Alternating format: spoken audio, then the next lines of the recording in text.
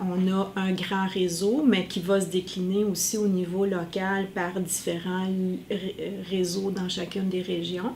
Donc, il faut essayer de comprendre comment un contexte peut influencer la mise en œuvre de ce réseau-là. Donc, il y a certains facteurs qui vont venir faciliter le fait qu'on passe d'une idée de faire un réseau à le mettre vraiment en pratique et travailler ensemble en réseau. Et on voulait s'attarder notamment à ces facteurs-là. On sait que l'implantation du réseau de cancérologie change d'une région à l'autre en fonction du contexte. On sait que ça change en fonction de la santé publique, de la géographie, du type de population, du type de gouvernance régionale qui est mis en place.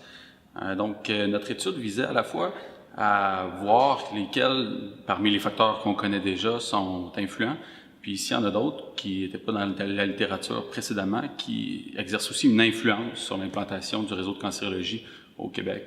De notre recherche ressort 8 grands facteurs contextuels.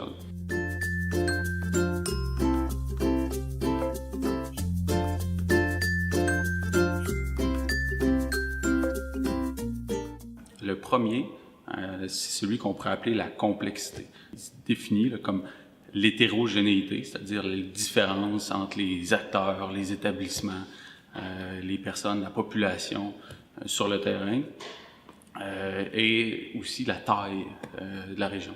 Ce concept-là de complexité, plus une région est hétérogène ou est grande ou est petite, plus elle va être soit facile ou difficile à gouverner.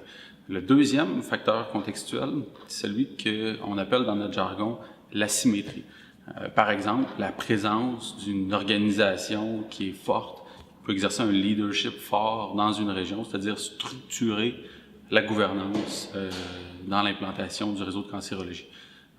Troisième facteur qu'on a appris à découvrir sur le terrain, c'est celui qu'on appelle, nous, la munificence, c'est-à-dire la présence ou l'abondance de ressources, qu'elles soient à la fois ressources humaines ou ressources financières. Ces trois facteurs-là, complexité, asymétrie puis munificence, on les connaissait déjà dans la littérature. Ceux qu'on connaissait moins, c'est les 5 suivants. C'est-à-dire le mode de distribution de ressources, pas juste la présence de ressources, mais aussi la façon dont les ressources sont distribuées en région. Un autre facteur qu'on trouvait, c'était la présence d'hybridité. Si vous êtes dans le réseau de cancérologie, vous êtes familier avec ce qu'on appelle les co-gestionnaires médicaux, les gestionnaires clinico-administratifs, c'est ce qu'on appelle les rôles hybrides.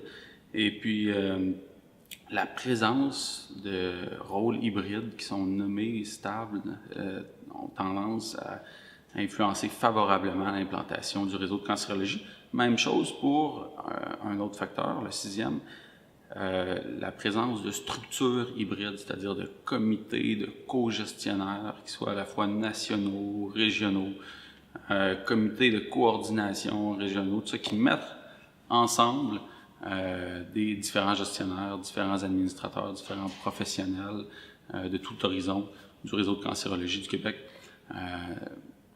Deux derniers facteurs contextuels d'influence qu'on a trouvés dans cette étude-là, on les réunit sous la grande égide de la visibilité, c'est-à-dire la présence de résultats de performance visibles. On remarque que lorsque les résultats de la performance des différents établissements sont visibles aux autres établissements, ben, ça crée une motivation supplémentaire pour performer mieux. Même chose si les résultats de performance sont visibles, par exemple, à la population ou encore une fois aux autorités du réseau. C'est un incitatif pour performer davantage. Autre aspect de la visibilité, donc le 8e facteur d'influence, c'est la présence de forums, de comités d'échange qui permettent de réunir entre eux les acteurs pour voir qui est présent sur le terrain, qui fait quoi, qu'est-ce qui sont les bonnes pratiques sur le terrain. Pour ça, ça prend des interactions entre les acteurs, donc des échanges entre les acteurs, du partage d'informations, ce qu'on appelle la notion de visibilité structurelle.